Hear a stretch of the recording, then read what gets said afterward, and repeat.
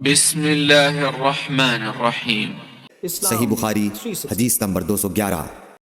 رسول اللہ صلی اللہ علیہ وسلم نے دودھ پیا پھر کلی کی اور فرمایا اس میں چکنائی ہوتی ہے۔ صحیح بخاری حدیث نمبر 212۔ رسول کریم صلی اللہ علیہ وسلم نے فرمایا کہ جب نماز پڑھتے وقت تم میں سے کسی کو اونگ آ جائے تو چاہیے کہ وہ سو رہے یہاں تک کہ نیند کا اثر اس سے ختم ہو جائے۔ اس لیے جب تم میں سے کوئی شخص نماز پڑھنے لگے اور وہ اونگ رہا ہو تو وہ کچھ نہیں جانے گا کہ وہ خدا سے مغفرت طلب کر رہا ہے یا اپنے نفس کو بد دعا دے رہا ہے۔ صحیح بخاری حدیث نمبر 213۔ رسول اللہ صلی اللہ علیہ وسلم نے فرمایا کہ جب تم نماز میں اونگنے لگو تو سو جانا چاہیے، پھر اس وقت نماز پڑھے جب جان لے کہ وہ کیا پڑھ رہا ہے۔ صحیح بخاری حدیث نمبر 214۔ حضرت انس روایت کرتے ہیں کہ رسول کریم صلی اللہ علیہ وسلم ہر نماز کے لیے نیا وضو فرمایا کرتے تھے۔ میں نے کہا تم لوگ کس طرح کرتے تھے؟ کہنے لگے ہم میں سے ہر ایک کو اس کا وضو اس وقت تک کافی ہوتا جب تک کوئی وضو توڑنے والی چیز پیش نہ آ جاتی، یعنی پیشاب، پخانہ یا نیند وغیرہ۔ صحیح بخاری حدیث نمبر 215۔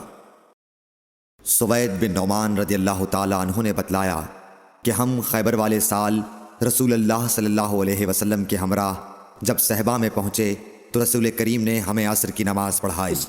جب نماز پڑھ چکے تو آپ نے کھانے منگوائے، مگر کھانے میں صرف ستو ہی لایا گیا، سو ہم نے اس کو کھایا اور پیا۔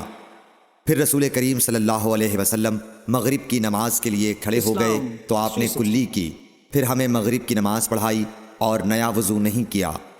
صحیح بخاری حدیث نمبر 216۔ رسول اللہ صلی اللہ علیہ وسلم ایک دفعہ مدینے یا مکے کے ایک باغ میں تشریف لے گئے۔ وہاں آپ نے دو شخصوں کی آواز سنی جنہیں ان کی قبروں میں عذاب کیا جا رہا تھا۔ آپ صلی اللہ علیہ وسلم نے فرمایا کہ ان پر عذاب ہو رہا ہے اور کسی بہت بڑے گناہ کی وجہ سے نہیں۔ پھر آپ صلی اللہ علیہ وسلم نے فرمایا بات یہ ہے کہ ایک شخص ان میں سے پیشاب کے چھینٹوں سے بچنے کا اہتمام نہیں کرتا تھا اور دوسرا شخص چغل خوری کیا کرتا تھا۔ پھر آپ صلی اللہ علیہ وسلم نے کھجور کی ایک ڈالی منگوائی اور اس کو توڑ کر دو ٹکڑے کیا اور ان میں سے ایک ایک ٹکڑا ہر ایک کی قبر پر رکھ دیا۔ لوگوں نے آپ صلی اللہ علیہ وسلم سے پوچھا کہ یا رسول اللہ یہ آپ نے کیوں کیا؟ آپ نے فرمایا اس لیے کہ جب تک یہ ڈالیاں خشک نہ ہوں شاید اس وقت تک ان پر عذاب کم ہو جائے۔ صحیح بخاری حدیث نمبر 217۔ انس بن مالک رضی اللہ تعالی عنہ روایت کرتے ہیں کہ رسول کریم صلی اللہ علیہ وسلم جب رفع حاجت کے لیے باہر تشریف لے جاتے تو میں آپ کے پاس پانی لاتا، آپ اس سے استنجا فرماتے۔ صحیح بخاری حدیث نمبر 218۔ ایک مرتبہ رسول اللہ صلی اللہ علیہ وسلم دو قبروں پر گزرے تو آپ نے فرمایا کہ ان دونوں قبر والوں کو عذاب دیا جا رہا ہے اور کسی بڑے گناہ پر نہیں۔ ایک تو ان میں سے پیشاب سے احتیاط نہیں کرتا تھا اور دوسرا چغل خوری کیا کرتا تھا۔